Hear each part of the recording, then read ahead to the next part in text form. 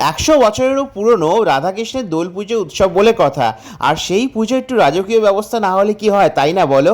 যতই হোক, এটাই সব থেকে আমাদের বাড়িতে বড় পুজো উৎসব বলতে পারো।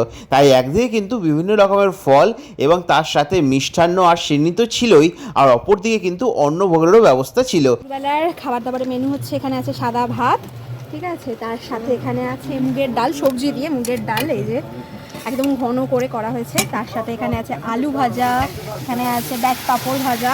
এটা দুপুরের, তাই অল্প একটুখানি, যেহেতু সবাই ঘরের খাবার দাবার। আর এটা আছে এঁচোড়, ঠিক আছে। আর রাতের খাওয়া কিন্তু সব রেডি হচ্ছে, সেটা তোমাদের সাথে সম্পূর্ণটা পরে শেয়ার করব। এই হচ্ছে আমাদের আজকে দোল পূর্ণিমার স্পেশাল নিরামিষ সমস্ত দুপুরবেলার মেনু। তো ওইদিকে তো অঞ্জলি শেষে ঠাকুরকে তো ভোগ নিবেদন হয়েই গেছিল, তাই এদিকে আমাদের দুপুরে কি খাবার দাবার সেটাও কিন্তু তোমাদের সাথে শেয়ার করলাম। আর আগেই তো তোমাদের সাথে শেয়ার করেছিলাম যে রাত্রিবেলা অনেক অতিথিরা কিন্তু আমাদের বাড়িতে এই ঠাকুরের দর্শন করতে আসে, আর তাদের জন্য কিন্তু যৎসামান্য কিছু প্রসাদের ব্যবস্থা থাকে আমাদের তরফ থেকে। আর সমস্ত পুজোর পাঠ শেষ করে নেওয়ার পর ঠাকুরকে কিন্তু সুন্দরভাবে সাজিয়ে তোলা হলো সমস্ত দর্শনার্থীদের জন্য।